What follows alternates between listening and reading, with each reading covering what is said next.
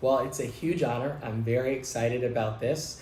It's always nice to be recognized and definitely recognized amongst a very accomplished set of individuals. Castle Connolly is known as a leader in the field of recognizing only the top 7% of doctors. So to shine even in that illustrious group just means so much more to me.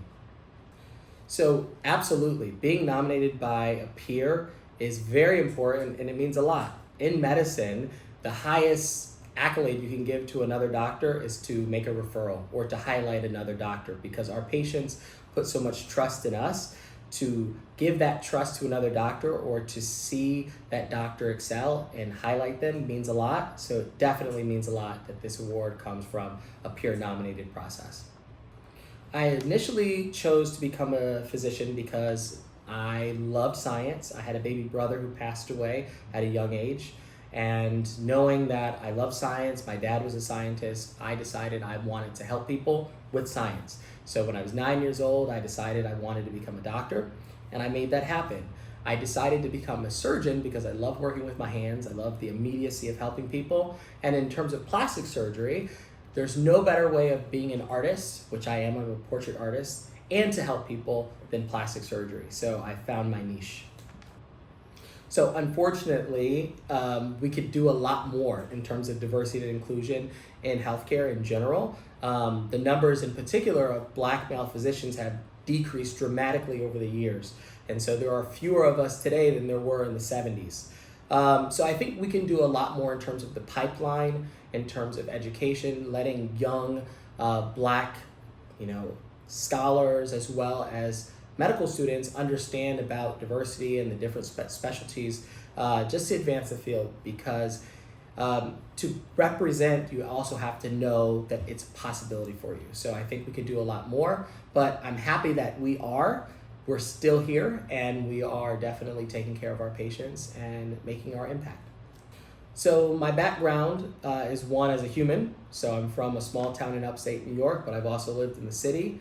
Diverse background in terms of what I've been exposed to, and then training at the highest levels in the country. And so I bring all of those attributes to the care of my patients. So whether a person wants a facelift and they are a billionaire, or they've saved up for 10 years to get that, I'm happy to take care of them. Whether I'm doing pro bono facial reconstruction to help someone who's had acid thrown on their face, or rebuilding a nose on someone who unfortunately had a complicated surgery, I'm happy to help them. And so drawing upon all of my previous experiences, the people that I've known, as well as my training, I think helped me approach my patients with a little bit more nuance.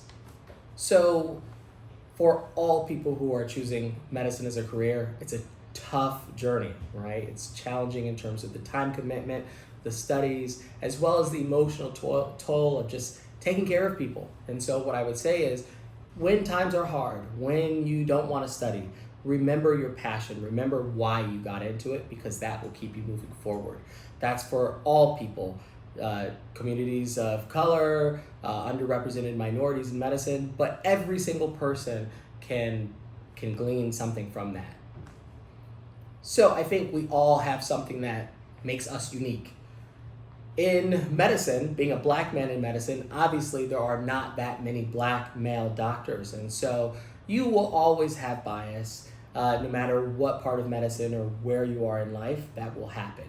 And in the past, the best way that I've dealt with this is to continue to be a great doctor, because the best way that you can change a racist mind is to provide their family member or them great care. This has actually happened in the past for me. And so you can make a person who is a racist maybe think twice and have a little bit more sensitivity, because you can change minds and hearts one patient and one experience at a time. So I think AI is going to be a technology that's going to revolutionize the entire planet.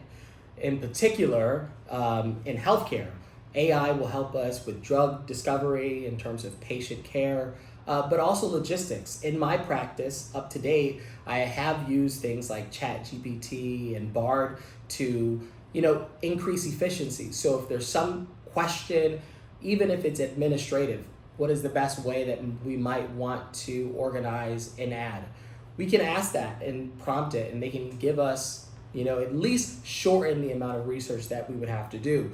Those things are coming, those things are here, but I think in the future, everything from surgical planning to evaluation and diagnostics in terms of understanding what the diagnosis is and treatment evaluation, those things are happening and they're going to be transformative.